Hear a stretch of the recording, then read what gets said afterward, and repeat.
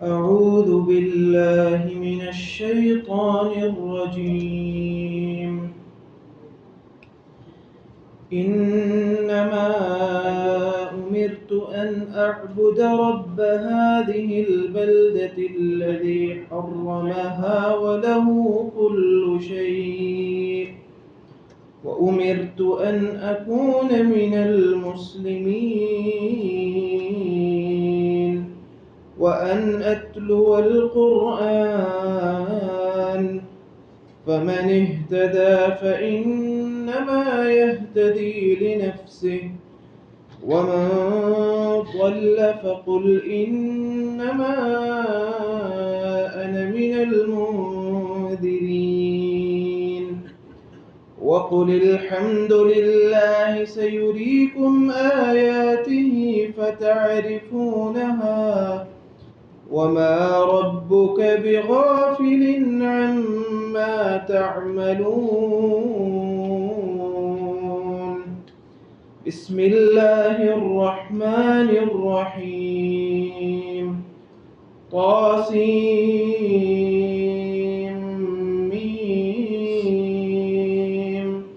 تلك آيات الكتاب المبين.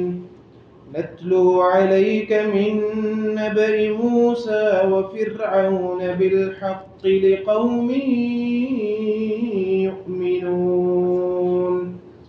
إن فرعون علا في الأرض وجعل أهلها شيعا يستضعف طائفة منهم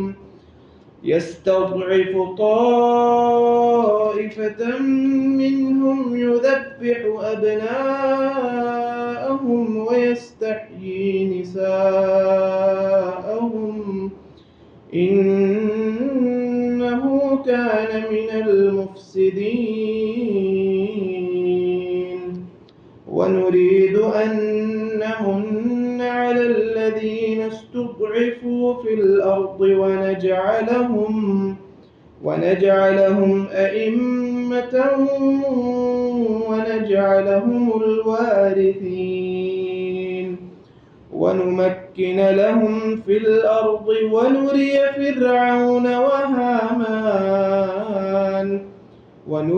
فرعون وهامان وجنودهما منهم ما كانوا يحذرون.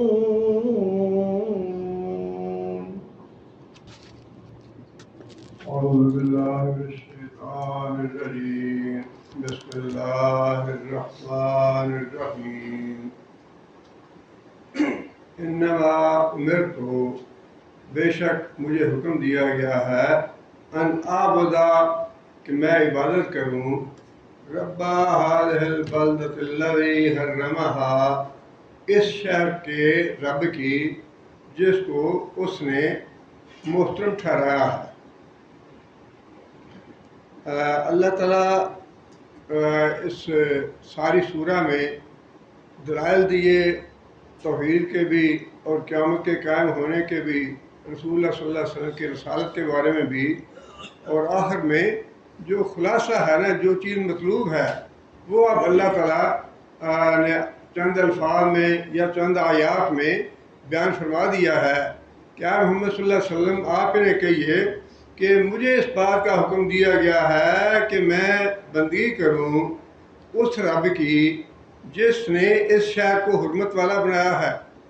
اب یہ اس میں دونوں باتیں ہیں، ایک تو جو مطلوب ہے کہ اللہ کی بندگی کی جائے، اور دوسرا جو قریش مکہ پہ اللہ تعالیٰ نے احسان فرمایا وہ بھی جتلا دیا اللہ نے کہ میں نے اس شہر کو، مکہ کو حرمت والا بنایا ہے، اور اس کا مطلب یہ ہے کہ اس میں کسی قسم کا کسی کو لڑائی جھگڑا کرنے کی اجازت نہیں ہے، کسی کو قتل کرنے کی اجازت نہیں ہے، حتیٰ کہ جو خود رو پودے ہیں ان کو کاٹنا بھی ممنوع ہے۔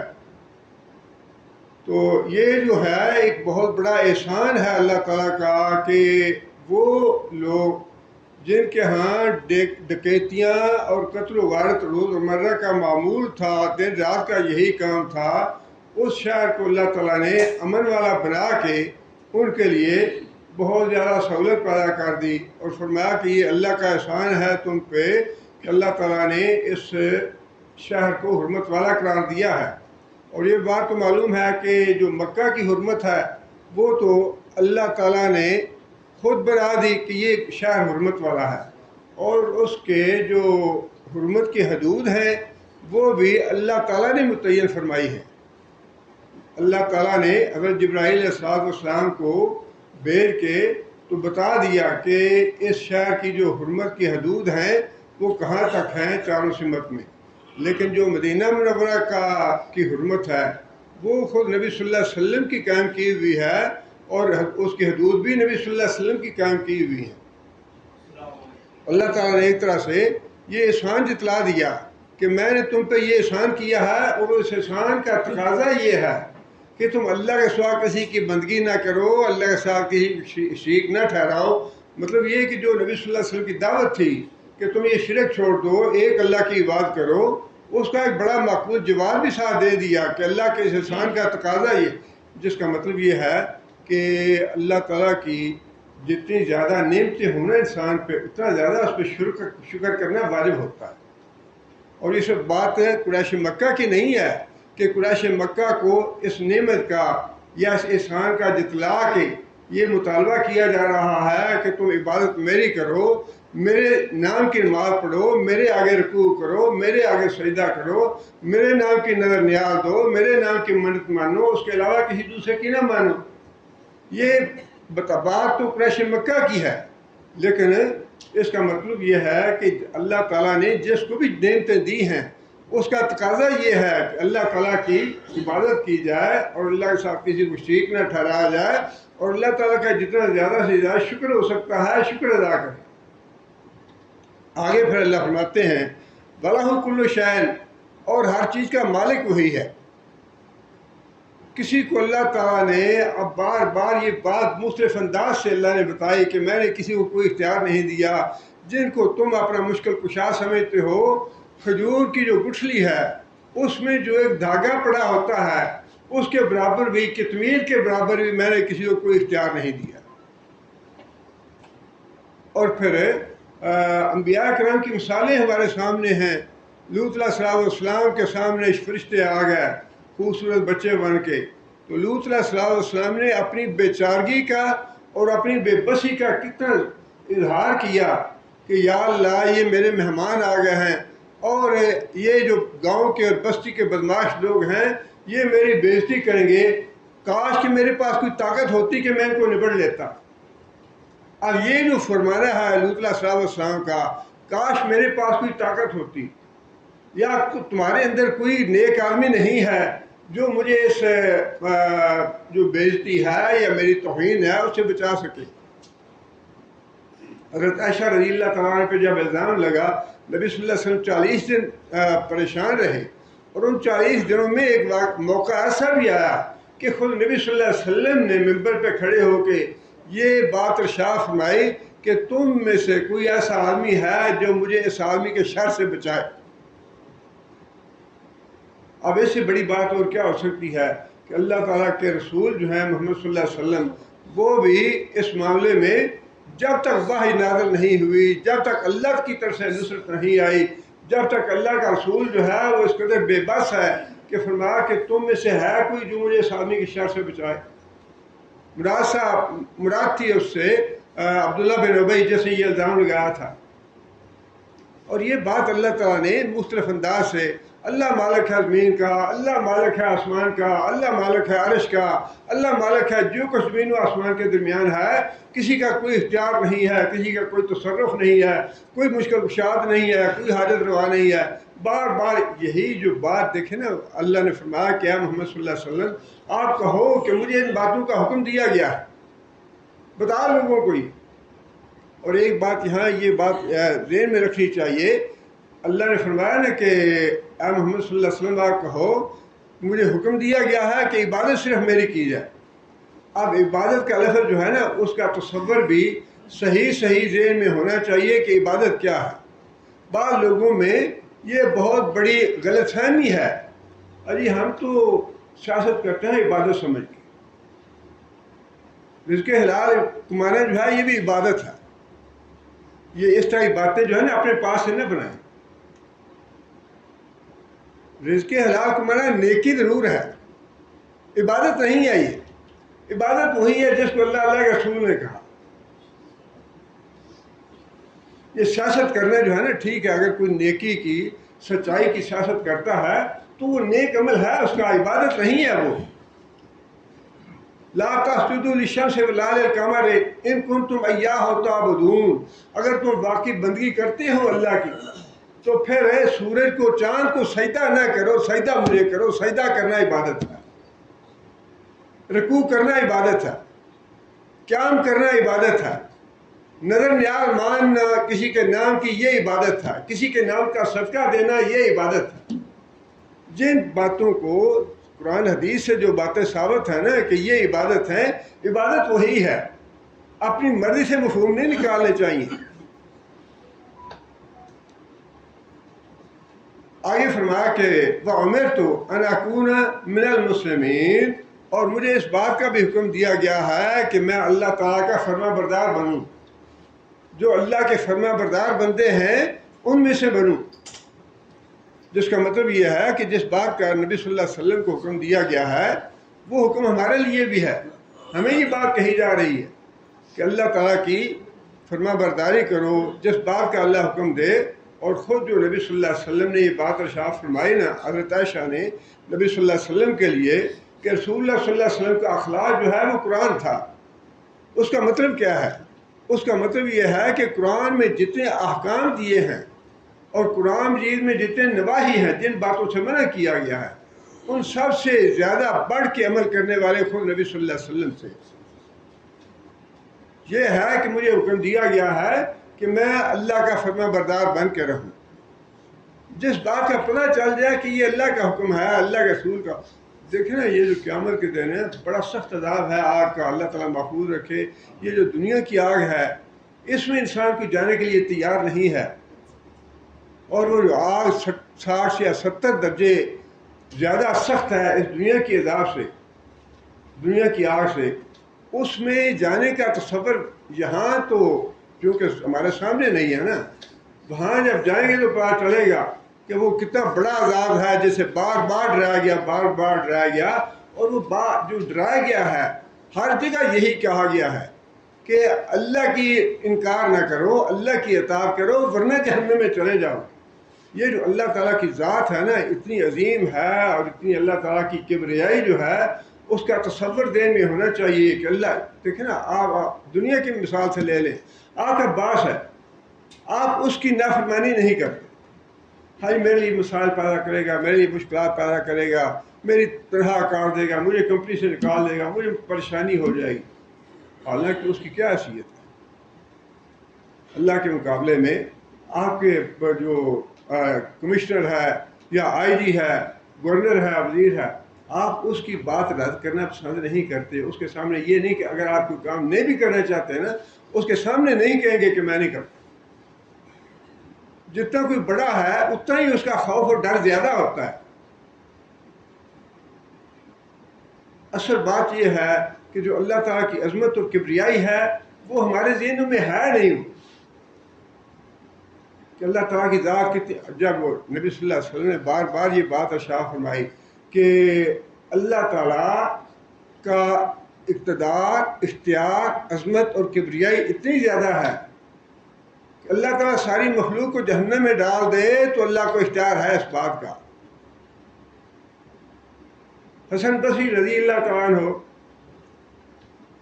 ساری زندگی انہوں نے جو تعلیم اور تربیت تھی وہ امہات المومنین کے گھروں میں حاصل کی حضرت حسن بصری نے.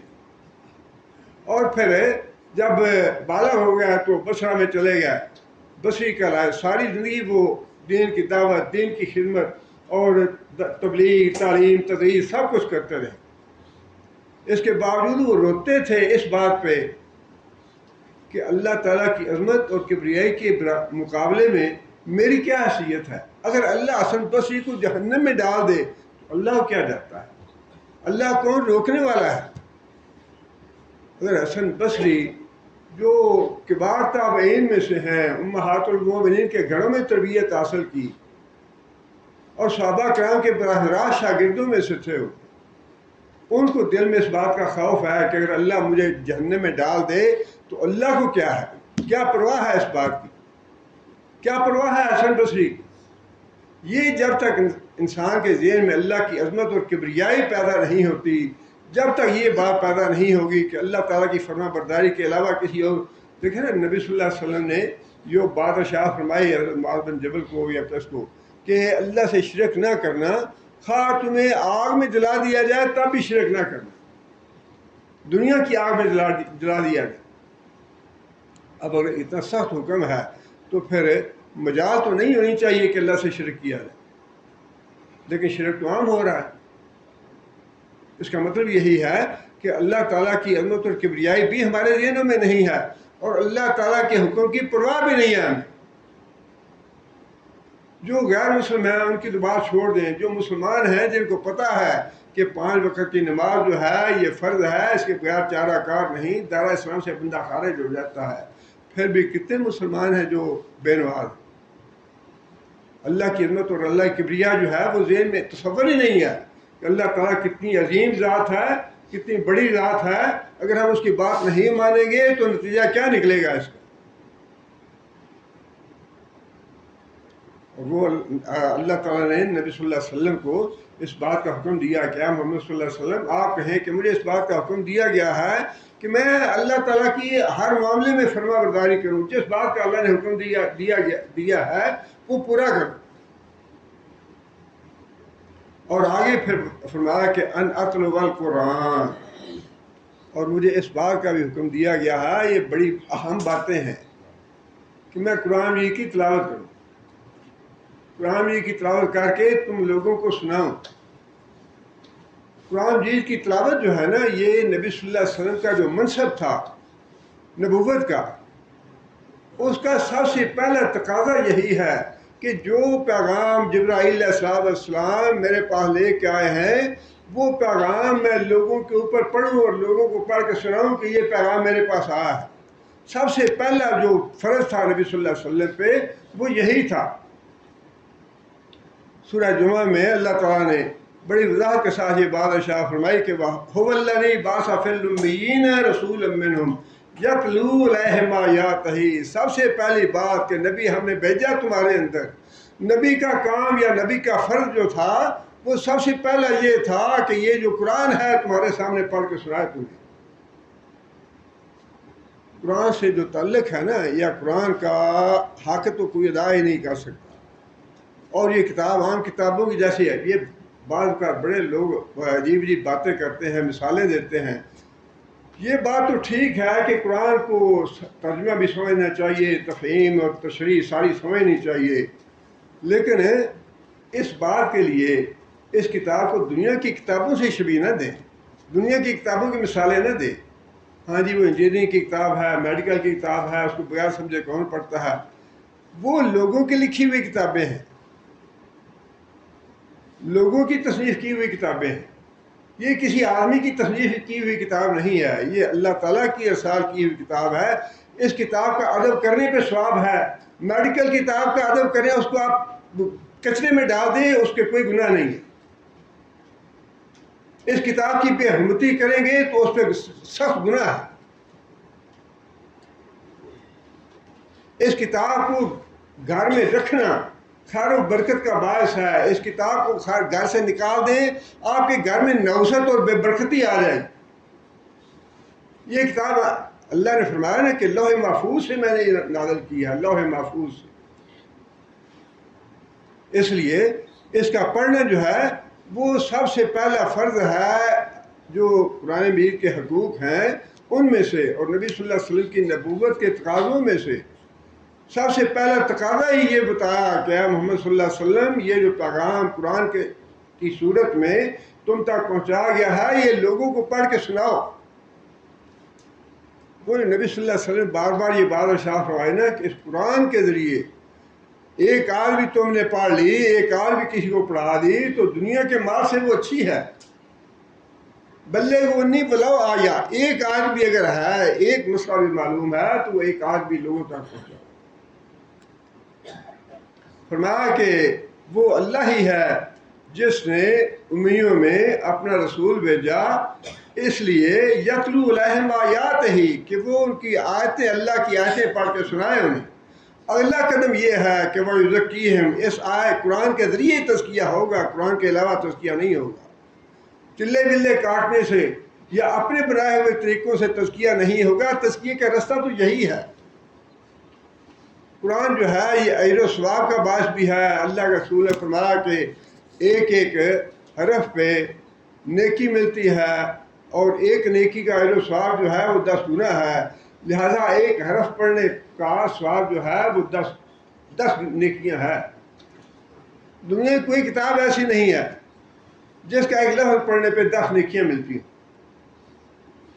اور پھر نبی صلی اللہ علیہ وسلم نے یہ بات بھی ارشاد فرمائی، نبی صلی اللہ علیہ وسلم کو صحابی نے بتایا، یا رسول اللہ فلاں آدمی سورہ کہف تلاوت کر رہا تھا، اور اس آدمی کا گھوڑا جو ہے وہ اس کے ساتھ بندھا ہوا تھا، تو گھوڑا جو ہے وہ اچانک بدکنا شروع ہو گیا۔ اس آدمی نے دیکھا کہ آسمان سے ایک بادل سا نیچے اتر رہا ہے۔ نبی صلی اللہ علیہ وسلم کو بتایا گیا تو نبی صلی اللہ علیہ وسلم نے فرمایا کہ تم سورہ کہف کی تلاوت کر رہے تھے، اور اس سورہ کی تلاوت کے دوران اللہ کی سکینت نازل ہو رہی تھی تمہارے اوپر بادل کی صورت میں۔ اور پھر یہ بات بھی ارشاد فرمائی کہ 2 آدمی جو ہیں وہ بہت ہی قابل رشک ہیں، ان پہ رشک کرنا چاہیے۔ ایک وہ آدمی جس کو اللہ تعالیٰ نے قرآن کی دولت دی ہے، اور وہ آدمی دن رات قرآن کی تلاوت کرتا رہتا ہے، قرآن کی تلاوت کرتا رہتا ہے۔ اور وہ آدمی جس کو اللہ تعالیٰ نے مال دیا ہے، اور وہ اللہ تعالیٰ کی راہ میں اپنا مال جو ہے دن رات خرچ کرتا رہتا ہے، وہ یہ دونوں آدمی قابل رشک ہیں۔ دیکھیں اللہ تعالیٰ نے اجر و ثواب کا جو معاملہ ہے کتنا وسیع کر رکھا ہے۔ پھر اس کے بعد یہ بات بھی ارشاد فرمائی کہ جو آدمی رشک کرنے والا ہے، اس کا جو ہمسایہ ہے، اگر وہ اس بات پہ رشک کرے کہ یار یہ آدمی کتنا اچھا ہے، یہ رشک کرنے والا ہے، اس ہمسائے کو بھی اللہ ثواب دیں گے، اس کو بھی اس میں شریک کر دیں گے۔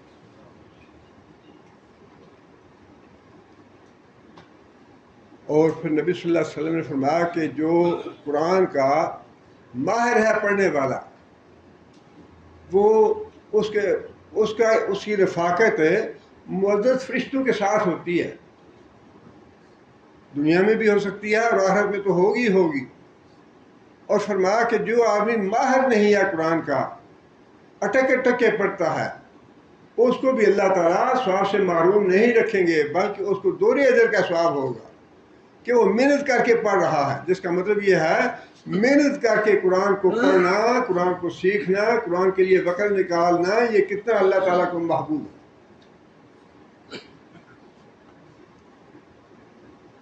حضرت ابو ہریرہ رضی اللہ تعالیٰ عنہ نے ایک دفعہ بازار میں جا کے لوگوں کو یہ اعلان کیا لوگوں میں کہ مسجد میں نبی صلی اللہ علیہ وسلم کی وراثت تقسیم ہو رہی ہے، تم لوگ نبی صلی اللہ علیہ وسلم کی وراثت کیوں نہیں حاصل کرتے؟ لوگوں نے وراثت کا جو تصور ہے وہ یہی ہے کہ جائیدادیں ہیں، مال ہے، دولت ہے، دینار ہے، درہم ہے۔ لوگ بھاگے مسجد میں گئے اور آ کے حضرت ابو ہریرہ سے کہا کہ ابو ہریرہ وہاں تو کچھ بھی نہیں ہے۔ اور حضرت ابو ہریرہ نے پوچھا کہ وہاں تم نے کچھ لوگ نہیں دیکھے؟ ہاں دیکھے ہیں، بیٹھے ہوئے تھے، کوئی نماز پڑھ رہا تھا، کوئی تلاوت کر رہا تھا، کوئی ذکر اذکار کر رہا تھا، کوئی مسائل اور احکام پہ بات کر رہے تھے، سمجھ رہے تھے۔ تو حضرت ابو ہریرہ کہنے لگے کہ یہی تو وراثت ہے رسول اللہ صلی اللہ علیہ وسلم۔ کتنا فرق ہے سوچ میں۔ یہ بھی وراثت ہے نبی صلی اللہ علیہ وسلم کی۔ دنیا کی وراثت کے لیے بچے جو ہیں اپنے ماں باپ کو قتل کر رہے ہیں، چچے اپنے بھتیجوں کو قتل کر رہے ہیں، یا ابھی انہیں پچھلے دنوں کی خبریں ہیں، دنیا کے مال کے لیے۔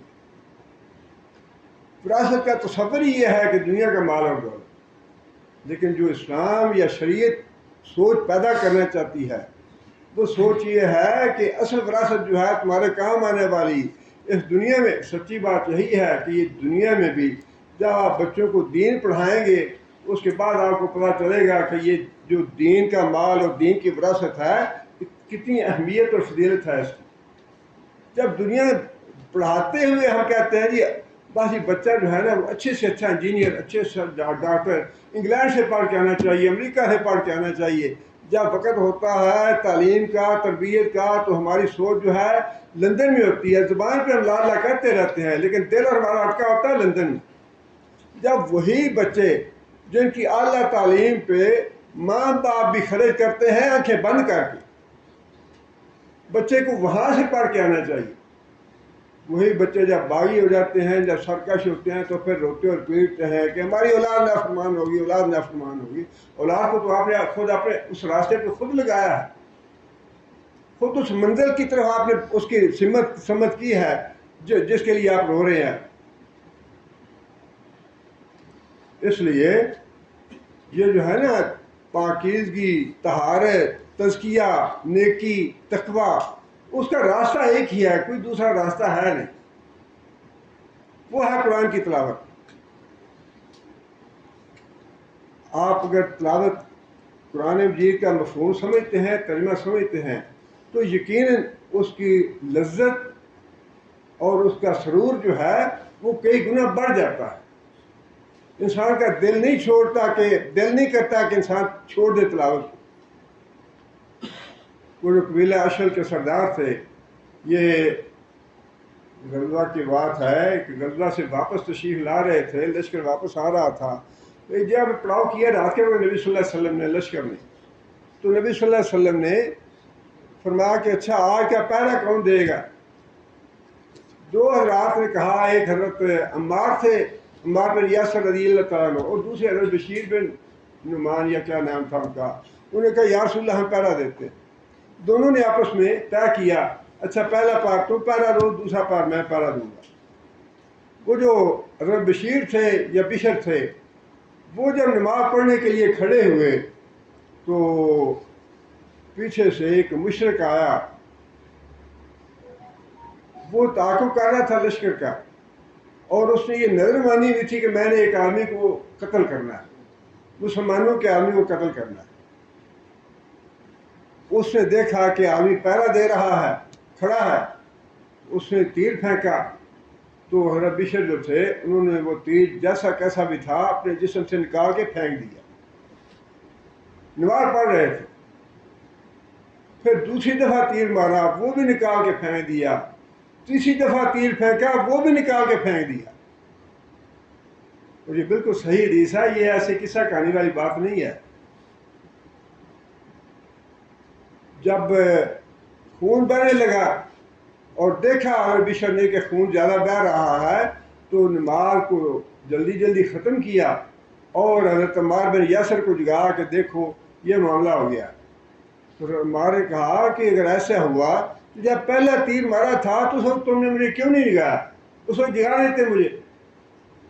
کہنے لگے واللہ میں سورہ کہف کی تلاوت کر رہا تھا، اور اگر مجھے یہ احساس نہ ہوتا کہ نبی صلی اللہ علیہ وسلم نے جو مجھے ڈیوٹی دی ہے اس میں کوئی تساہل ہو جائے گا، اس میں کوئی غفلت کی بات آ جائے گی، تو میں اب بھی نماز نہ ترک کرتا، سورہ کہف پوری کر کے نماز ختم کرتا نا۔ یہ لذت جو ہے ہمیں کیوں نہیں آتی؟ یہ جو قرآن کی لذت، اس کی وجہ یہی ہے کہ قرآن کو جتنا زیادہ آپ سمجھ رہے ہوں گے اتنی زیادہ آپ کی محبیت اور اتنا زیادہ لذت اور سرور محسوس ہو۔ اس لیے فرمایا کہ آیتوں کی تلاوت کرو ان کے سامنے اور تزکیہ کرو ان کا، وَيُعَلِّمُهُ الْكِتَابَ، اور کتاب کا علم سکھاؤ۔ یہ ہے تیسرا مرحلہ، اور یہ بھی منصب نبوت کے تقاضوں میں سے تھا، یہ شامل ہے نبی صلی اللہ علیہ وسلم کے نبوت کے تقاضوں میں کہ قرآن مجید کی تلاوت بھی کر کے سنائیں لوگوں کو، اور جیسا قرآن پہنچا ہے اللہ کی طرف سے ملنے والے لوگوں تک وہ بھی پہنچائیں، اس کے بعد پھر ان کا تزکیہ بھی کریں، پھر اس قرآن کی تفسیر اور تشریح وہ کریں جو اللہ نے بتلائی ہے، وہ بھی نبی صلی اللہ علیہ وسلم کے نبوت کے تقاضوں میں شامل تھی، بالحکمت اور حکمت بھی سکھائیں۔ اب وہی چیز ہے یہاں بھی کہ بہت زیادہ رغبت دلائی نبی صلی اللہ علیہ وسلم نے، فرمایا کہ جو آدمی رات کے قیام میں 10 آیتیں پڑھتا ہے تہجد کی نماز میں ایک رکعت میں، فرمایا کہ اللہ تعالیٰ اس کو غافلوں میں شمار نہیں کریں گے، غافلوں میں شمار نہیں کریں گے۔ اور جو آدمی 100 آیات پڑھ لیتا ہے تہجد کی نماز میں، فرمایا کہ اس کو اللہ تعالیٰ اپنے فرما بردار بندوں میں شامل کر لیتے ہیں۔ اور جو آدمی 1000 آیتیں پڑھے تہجد کی نماز میں، فرمایا کہ اس کے لیے اجر و ثواب کا خزانہ ہے، خزانہ۔ کتنی زیادہ رغبت دلائی ہے تلاوت قرآن کی۔ جو سمجھتے ہیں معنی کو، مفہوم کو، وہ سمجھ کے پڑھیں، اور جو نہیں سمجھتے، کسی وجہ سے نہیں ترجمہ سیکھ سکے یا پڑھ سکے، یہ مت خیال کریں کہ کیا فائدہ پڑھنے کا بغیر مفہوم۔ یہ بالکل غلط بات ہے، بالکل گمراہی کی بات ہے، قرآن سے دور کرنے والی بات ہے۔ اللہ سے جڑ جاتا ہے بندہ۔ آپ عربی کی کتابیں جتنی مرضی پڑھتے رہیں، اس سے آپ کے دل پہ کوئی اثر نہیں ہوگا، لیکن قرآن مجید پڑھنے سے آپ کے دل پہ اثر ہوتا ہے، نور جو ہے وہ داخل ہوتا ہے دل میں۔ اور یہ بات صرف مسلمانوں کی نہیں ہے، قرآن مجید کی تلاوت جو ہے یہ کافروں پہ بھی اثر انداز ہوتی ہے۔ کافر جو ہے، جو ایمان نہیں لایا، اس پہ بھی اثر انداز ہوتی ہے۔ کتنے واقعات ہیں، پہلے بھی میں نے عرض کیا تھا کہ جو جمال عبد الناصر تھا، وہ جب مصر کے دورے پہ گیا تو ساتھ قاری عبد الباسط کو لے گیا وہ، اور خورشید سے کہا کہ قرآن جی کی تلاوت میں چاہتا ہوں، اللہ کا کلام ہے یہ، تم سنو۔ انکار کر دیا اس نے کہ میں تو اللہ کو مانتا نہیں، میں تو قرآن کو مانتا نہیں، میں کیوں سنوں اس قرآن کو۔ تو اصرار کیا جمال عبد الناصر نے کہ ٹھیک ہے، نہیں مانتے نہ مانو، لیکن سن تو لو، سننے میں کیا حرج ہے۔ قاری عبد الباسط نے قرآن مجید پڑھا اس کے سامنے، پکا کافر تھا، اللہ کا منکر، قرآن کا منکر، لیکن چند منٹوں کی تلاوت میں اس کی آنکھوں سے آنسو نکل آئے، کافر کی آنکھوں سے۔ جمال عبد الناصر نے پوچھا کہ تم تو اللہ کو مانتے نہیں، تم تو قرآن کو مانتے نہیں، تو پھر یہ تمہاری آنکھوں سے آنسو کیسے نکل آئے؟ اب یہ اللہ تعالیٰ کے فیصلے ہیں، اللہ تعالیٰ کس کو ہدایت دینا چاہتا ہے، کس کو ہدایت نہیں دینا چاہتا، کس کے لیے اللہ نے ہدایت کے دروازے بند کر رکھے ہیں اور کس کے لیے اللہ نے ہدایت کے دروازے کھولے ہوئے ہیں۔ جہاں میں کہنے لگا کہ اس کے اسباب کا تو مجھے بھی پتہ نہیں، ساری نئی کتابیں تو اور بھی پڑھی ہوں گی، کتابیں تو اور بھی سنی ہوں گی، لیکن وہ اثر تو نہیں ہوا جو قرآن کا ہوا۔ لیکن اس کے باوجود ایسا اندھا اور بہرا تھا کہ آپ سب کچھ دیکھتے ہوئے بھی کہ اس کے اسباب کا تو مجھے پتہ نہیں۔ اور جس کی قسمت پہ اللہ نے ہدایت لکھی ہے اس قرآن کے ذریعے، عیسائی لڑکی مسلمان لڑکی کے ساتھ دوستی ہو گئی، اور رمضان کے دوران اس سے کہا کہ میں تم سے ملنا چاہتی ہوں۔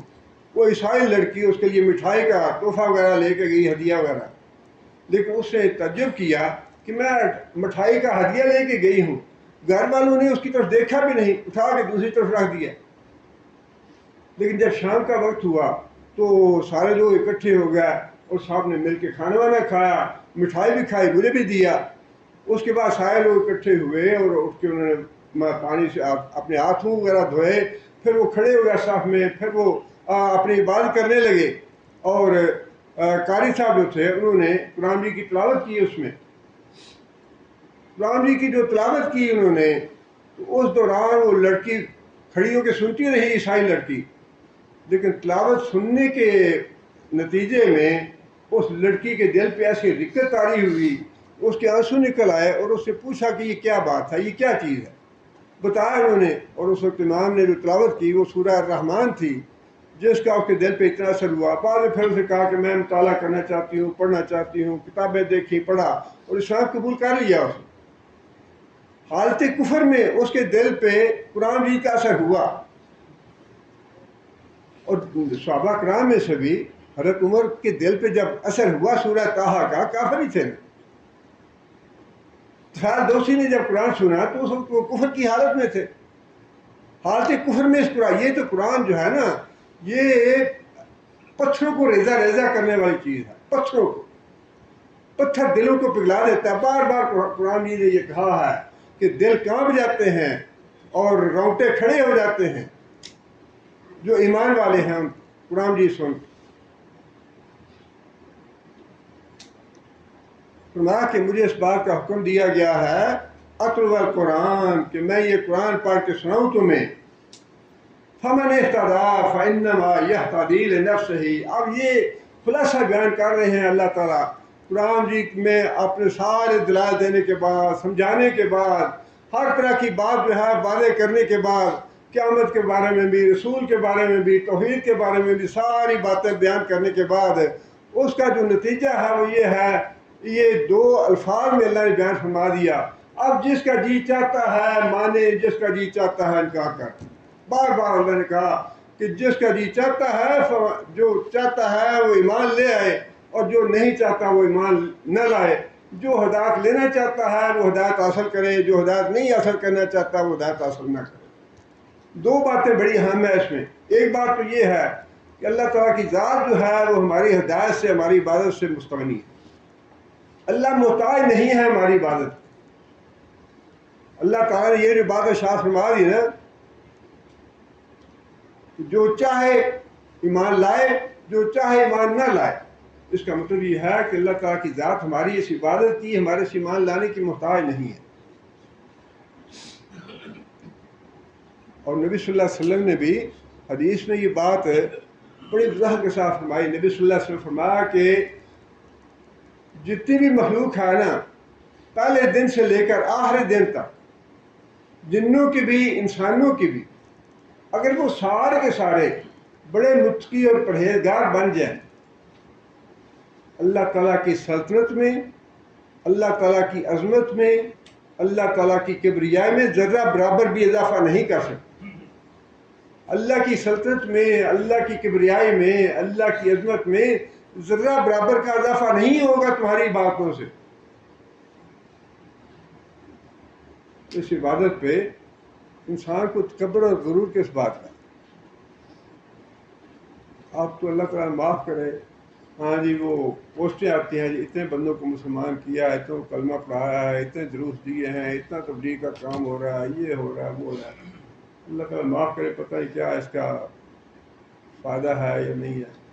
لیکن یہ ہے کہ اللہ تعالیٰ ان باتوں سے بالکل بے نیاز، اللہ کو ضرورت نہیں ہے.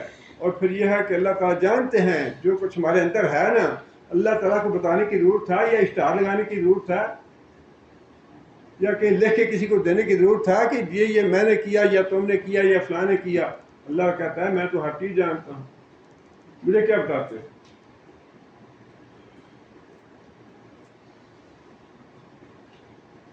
فرمایا کہ اگر ساری کی ساری مخلوق، جنوں کی بھی انسانوں کی بھی، پہلے دن سے لے کر قیامت کے دن تک ساری مخلوق اللہ کی نافرمان بن جائے، اللہ تعالیٰ کا ذرہ برابر کوئی نقصان نہیں کر سکتا. اللہ کا کچھ بھی نقصان نہیں ہوگا اسے. جو ہدایت لیتا ہے وہ ہدایت لے، جو نہیں لیتا وہ نہ لے. جو ہدایت لے گا خود اس کا اپنا بھلا ہوگا. جو نماز پڑھنے والا ہے، نماز کا فائدہ اس کا اپنا ہے، بتانے کی کیا ضرورت ہے، تصویریں لینے کی کیا ضرورت ہے. اگر کوئی تعلیم کا یا تدریس کا کام کرتا ہے وہ اپنا بھلا کر رہا ہے، کسی پہ کوئی احسان نہیں ہے.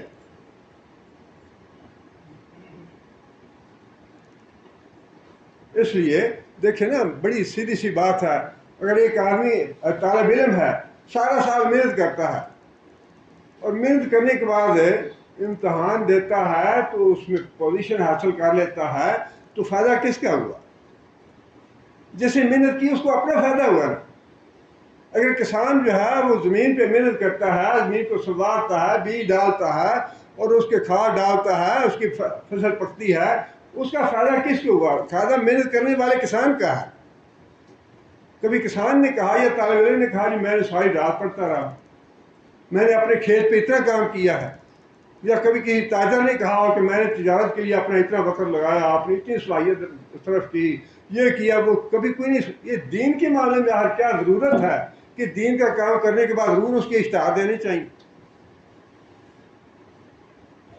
فرمایا کہ جو دین کا کام کرتا ہے نا، یا اللہ کا کام کرتا ہے، اللہ کی عبادت کرتا ہے، اللہ کو راضی کرتا ہے، وہ اپنا بھلا کرتا ہے۔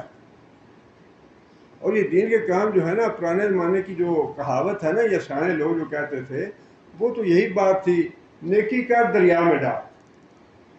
وہ بچپن سے ہم سے سنتے آ رہے ہیں کہ نیکی اس طرح کرو، اور اللہ کے رسول نے بھی یہ فرمایا کہ صدقہ اس طرح کرو کہ ایک آنکھ کرے تو دوسرے کو پتہ نہ چلے کیا کیا۔ نیکی کرو تو بھول جاؤ اس کو۔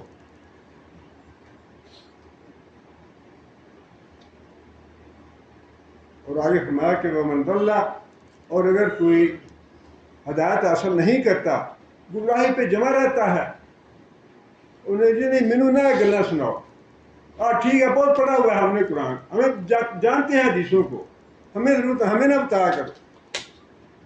فرمایا کہ جو نہیں سننا چاہتا، فرمایا اللہ کا کچھ بھی بگاڑنے والا نہیں ہے، وہ خود اپنے آپ کو ہلاک کر رہا ہے، اپنی بربادی کا انتظام کر رہا ہے۔ اور اس میں ایک بات جو ہے نا، وہ آج کل جو ہمارا معاشرہ ہے جس میں برداشت بالکل ختم ہو گئی ہے، ان کے لیے بھی بڑا سبق ہے۔ دعوت کے کام میں یہ ضروری نہیں ہے کہ جو آپ کر رہے ہیں کہہ رہے ہیں دوسروں سے منوائیں بھی ضرور، جبری منوائیں ان سے، اور اگر کوئی نہ مانے تو اس کو قتل کر دو، اس پہ فتوے لگانے شروع کر دو، اس کو کافر کہنا شروع کر دو۔ رسول تو سیدھا سا بتا دیا کہ اے محمد صلی اللہ علیہ وسلم آپ پیغام پہنچا دیں، جو مانتا ہے مانے، جو نہیں مانتا نہ مانے۔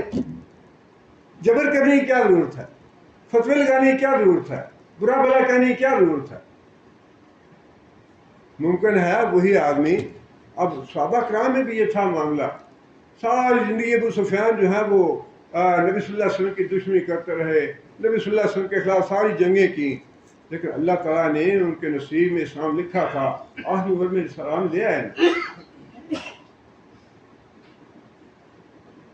اس لیے دعوت کے کام میں بھی دین نے یہ سہولت رکھی ہے کہ منوانے کی مجبوری نہیں ہے۔ کسی کو دین کی بات، ٹھیک ہے آپ قرآن کی بات کرتے ہیں، حدیث کی بات کرتے ہیں، لیکن اس کا مطلب یہ نہیں کہ آپ زبردستی کریں اور زبردستی منوائیں کہ نہیں ضرور میری بات مانو، تم غلط ہو ہم سچے ہیں۔ یہ جو طریقہ ہے نا یہ درست نہیں ہے۔ فرمایا کہ بات پہنچا دو، اس کے بعد معاملہ جو ہے وہ لوگوں پہ چھوڑ دو، جو ایمان لانا چاہتا ہے، بات ماننا چاہتا ہے مانے، جو نہیں ماننا چاہتا نہ مانے، باقی صاحب اللہ خود کر لیں گے۔ انما انا من المنذرین، میری حیثیت جو ہے وہ ڈرانے والے کی ہے، میں داروغہ بنا کے نہیں بھیجا گیا، جبر کرنے والا بنا کے نہیں بھیجا گیا، زبردستی منوانے والا بنا کے نہیں بھیجا گیا، بلکہ میں نے تمہیں ڈرا دیا ہے کہ اگر اللہ کی بات نہیں مانو گے تو جہنم میں جاؤ گے۔ بس میرا یہ فرض تھا، ماننا نہ ماننا تمہارا کام۔ کتنی صاف ہے معاملہ کہ دوسروں کو برداشت کرنا چاہیے، ٹھیک ہے گمراہی جو ہے کبھی ختم نہیں ہو سکتی۔ نبی صلی اللہ علیہ وسلم کے اپنے زمانے میں بھی اسلامی ریاست بننے کے باوجود ایسا تو نہیں تھا کہ 100% سارے مسلمان میں، ایسا نہیں تھا۔ برائی کا وجود مٹنا یہ ناممکن، لیکن اگر زبردستی آپ کریں گے تو اس سے فتنہ و فساد پھیلے گا۔ اگر آپ سے بات پہنچانے دیں، جو صحیح طریقہ ہے کہ بات اپنی پہنچا دیں، اس کے بعد بات سننے والے پہ آپ چھوڑ دیں کہ وہ مانتا ہے یا نہیں مانتا۔ یہ معاملہ صاف رکھا ہے شریعت میں، زبردستی نہیں کی بالکل کسی کے ساتھ۔ آگے فرمایا کہ وَقُلِ الْحَمْدُلِلَّہ، اور کہو کہ ہر طرح کی حمد جو ہے وہ اللہ ہی کے لیے ہے، شکر جو ہے وہ اللہ ہی کے لیے ہے۔ جس کو اگر اللہ ہدایت دیتا ہے اس کو اللہ کا شکر ادا کرنا چاہیے۔ نبی صلی اللہ علیہ وسلم نے بھی یہ بات ارشاد فرمائی کہ قیامت کے دن جو آدمی اپنے نامہ اعمال میں نیکیاں دیکھے اسے چاہیے کہ وہ اللہ کا شکر ادا کرے، اور جو آدمی اس کے برعکس اپنے نامہ اعمال کو دیکھے وہ اپنے آپ کو ملامت کرے۔ نیکی جو ہے اس پہ اللہ کا شکر ادا کرنا چاہیے، اور برائی جو ہے اس کی ملامت اپنے نفس کو کرنی چاہیے۔ آگے فرمایا کہ سَيُرِيكُمْ آيَاتِهِ، اللہ تعالیٰ تمہیں اپنی نشانیاں دکھائیں گے، فَتَعْرِفُونَهَا، اور تم ان کو پہچان لو گے۔ یہ وہ نشانیاں ہیں جن کا ذکر اس آیت میں بھی کیا گیا، دابۃ الارض کا، قیامت کے قریب جو نشانیاں ظاہر ہوں گی ان کی طرف اشارہ ہے۔ ان میں سے کچھ کا ذکر اللہ تعالیٰ نے قرآن مجید میں بھی کیا ہے، یاجوج ماجوج ہیں، دابۃ الارض ہیں، لیکن باقی نشانیوں کا نبی صلی اللہ علیہ وسلم نے ذکر فرمایا ہے احادیث میں۔ سورج کا مغرب سے طلوع ہونا، آگ کا نکلنا، یا دوسری جو دجال وغیرہ کا ذکر ہے، تو یہ جو علامتیں ہیں اللہ فرماتے ہیں کہ جب یہ ظاہر ہونے، آج تو تم نہیں مان رہے، اللہ کا رسول تمہیں بتا رہا ہے قیامت آئے گی اور قیامت آنے کی یہ نشانیاں ہیں، آج تم نہیں مان رہے، لیکن ایک وقت آئے گا جب یہ نشانیاں ظاہر ہوں گی تم اپنی آنکھوں سے دیکھ لو گے۔ لیکن یہ بتانے کی ضرورت اس لیے ہے کہ جب وہ نشانیاں اپنی آنکھوں سے دیکھ لو گے تو تم ایمان لانا چاہو گے، تمہارا ایمان قبول نہیں ہوگا۔ جب نشانیاں انسان پہچان لے یا دیکھ لے قیامت کی نشانیاں، تو فرمایا کہ اس وقت انسان کا ایمان لانا وہ قابل قبول نہیں ہوگا۔ وَمَا رَبُّكَ بِغَافِلٍ عَمَّا تَعْمَلُونَ، اور فرمایا کہ جو کچھ تم عمل کر رہے ہو وہ اللہ تعالیٰ اس سے غافل نہیں ہے۔ اس کا مطلب یہ ہے کہ جو کچھ ہم کرتے ہیں وہ سب کچھ اللہ کے علم میں ہے، اور اللہ تعالیٰ نے اس کا حساب لینا ہے۔ معاملہ صرف یہ نہیں ہے کہ لا یضل ربی ولا ینسیٰ، کہ ہمارے رب جو ہیں ان کی صفات میں یہ بات شامل ہے، اللہ غافل نہیں ہے، اللہ بھولتا نہیں ہے، اور اللہ تعالیٰ چوکتا نہیں ہے، بلکہ بات یہ ہے کہ اللہ تعالیٰ کے جاننے کا، خبردار ہونے کا نتیجہ یہ ہے کہ اللہ نے ہم سے حساب لے لینا ہے۔ نبی صلی اللہ علیہ وسلم کے زمانے میں جو صحابہ کرام کو احساس ہوتا تھا اس بات کا کہ ہم سے یہ گناہ ہو گیا، اور اللہ یہ جانتا ہے، اللہ غافل نہیں ہے، اللہ بے خبر نہیں ہے، اور وہ خود نبی صلی اللہ علیہ وسلم کے پاس آ کے اپنے گناہوں کا اعتراف کر لیتے تھے۔ یا رسول اللہ یہ گناہ ہو گیا، مجھ پہ ہاتھ جاری فرمائیں۔ یا رسول اللہ یہ گناہ ہو گیا، میں کیسے پاک کروں اپنے آپ کو۔ یا رسول اللہ یہ میری معافی کی صورت کیا ہے، اتنی بچیوں کو میں نے ہلاک کر دیا، اتنی بچیوں کو زندہ درگور کر دیا، یا رسول اللہ کیسے معافی ہوگی۔ یہ جو واقعات ہیں یہ کیوں ہیں؟ اس لیے کہ یہ جب یقین ہو جائے کہ واقعی اللہ ہمیں دیکھ رہا ہے، اللہ خبردار ہے، اللہ ہمارے اعمال سے واقف ہے، تو اس کا مطلب یہ ہے کہ اللہ واقف ہے تو پھر وہ حساب بھی لے گا، اللہ تعالیٰ پوچھے گا بھی اس بارے میں۔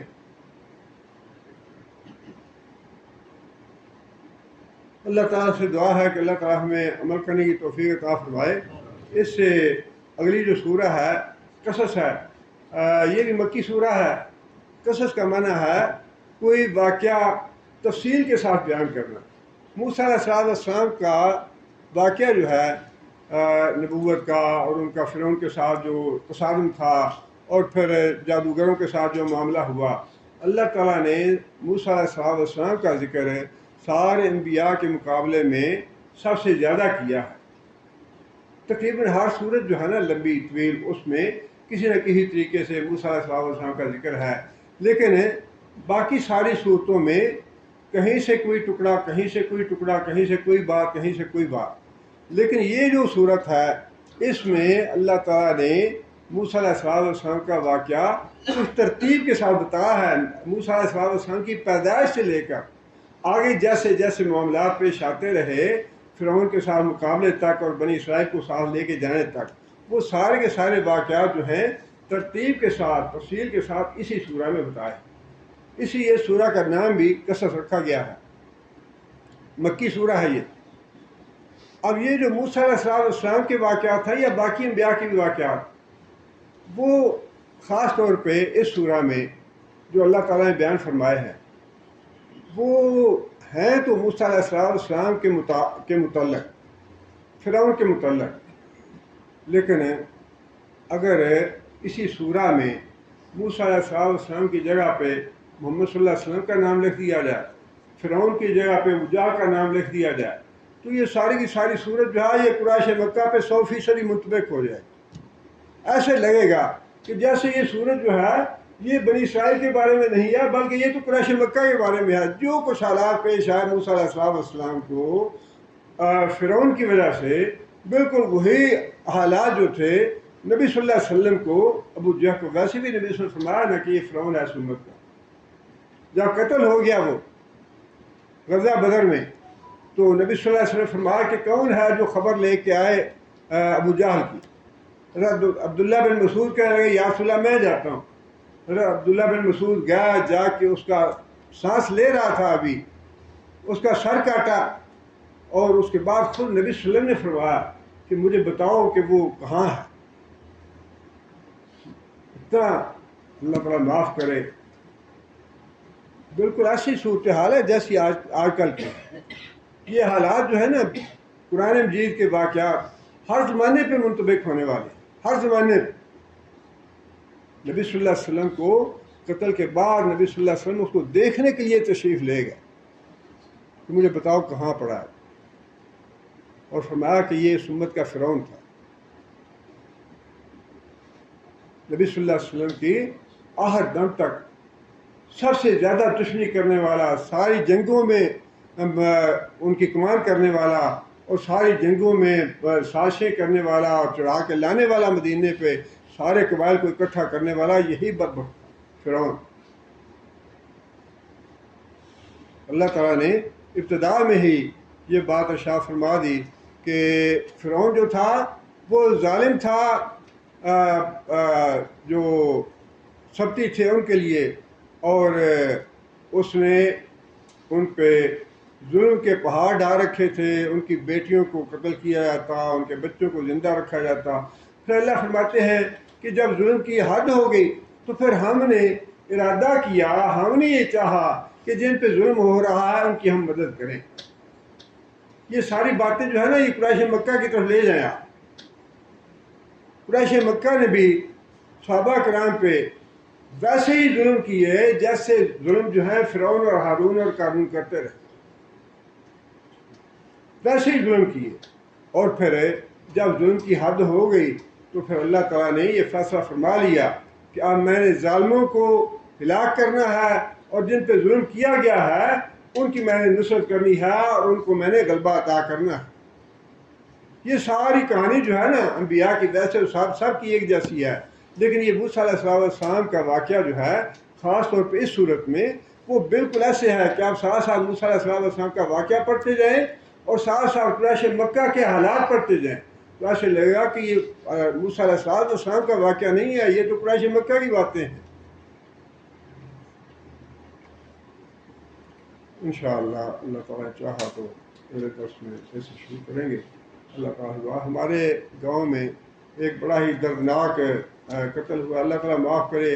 ہیں تو یہ قیامت کی نشانیاں نبی صلی اللہ علیہ وسلم نے فرمایا ہے کہ قیامت کے قریب قتل جو ہے اس کی کثرت ہو جائے گی، اور قتل کرنے والے کو یہ پتہ نہیں ہوگا میں کیوں قتل کر رہا ہوں، اور قتل ہونے والے کو یہ پتہ نہیں ہوگا کہ میں کیوں قتل ہو رہا ہوں.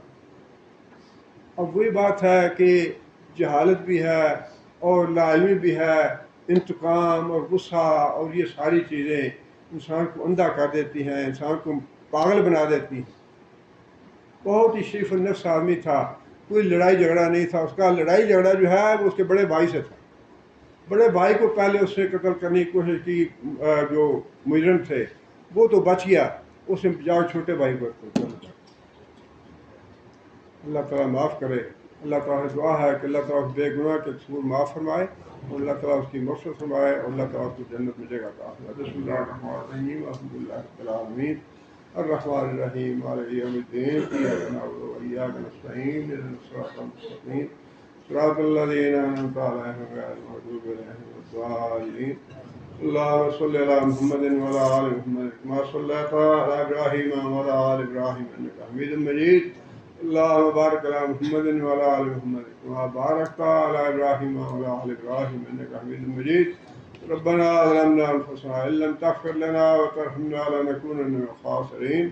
ربنا آتنا في الدنيا حسنة وفي الآخرة حسنة وقنا عذاب النار۔ ربنا هب لنا من أزواجنا وذرياتنا قرة أعين واجعلنا للمتقين إماما۔